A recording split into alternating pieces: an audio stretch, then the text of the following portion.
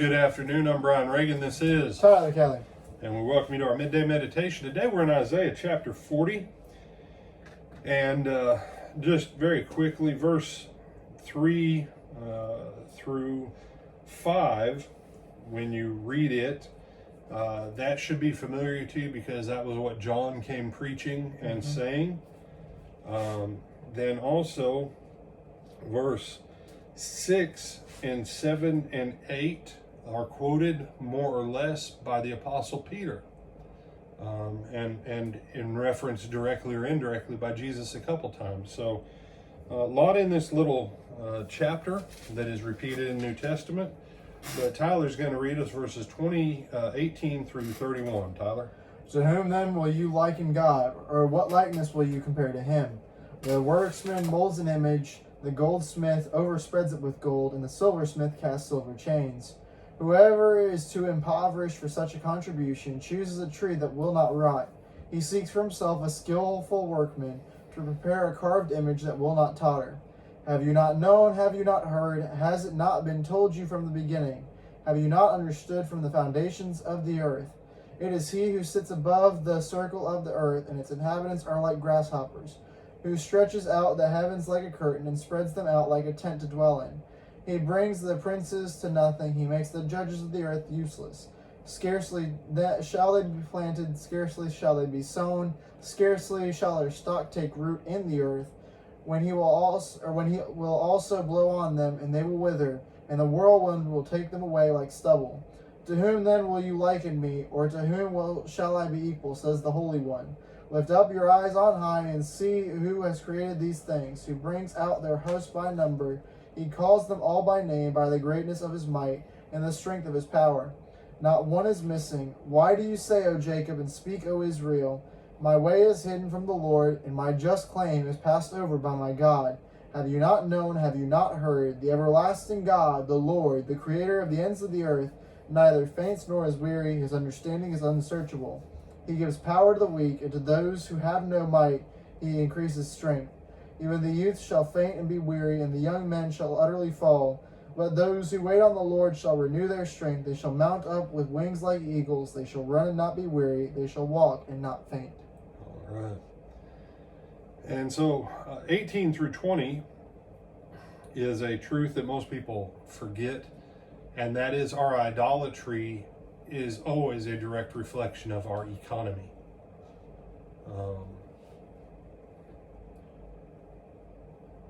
There's an organization, I call it an organization of idolatry. It has the letters N, F, and L in it, but we won't say what it is. I ain't giving them $250 for some, $5 jersey that, they paid someone 20 cents an hour in China to produce. You say, no, I ain't get, no, just no.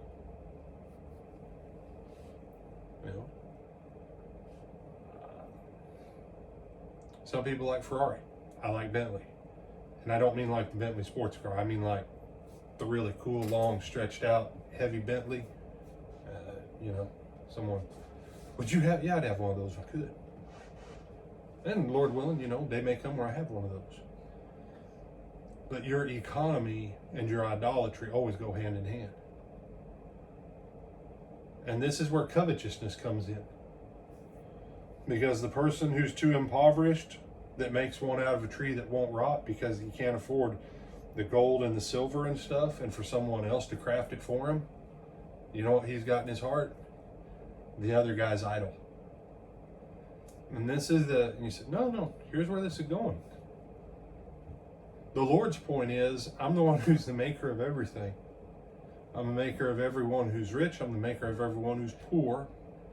I'm the maker of the trees, the silver, the gold. If you'll situate yourself with me, then you can come into a place where you can be positioned for blessing with all this. And then it doesn't own you. Because if you serve the Lord and the Lord blesses you, but the Lord owns you and the Lord owns the stuff and the Lord gives you stuff, now your stuff doesn't own you. You know, that's a cruel thing about an idol made by our own hands, is we end up serving it. But the Creator, who would give us the material that our idols are made of to enjoy and give Him praise, gives it to us so that those things don't own us and so that we're free to worship Him. And how does it play out? Have you not known, have you not heard that the everlasting God, the Lord, the Creator of the ends of the earth, He does not faint nor is He weary. His understanding is inscrutable or beyond comprehension. He gives power to the faint, to those who have no might He increases strength. So, no, see, some of you, when I was talking about what the Lord would give you, that's the point. He just says right there, I give power to the faint. Mm-hmm. If you'll come to me and serve me, I'll hook you up.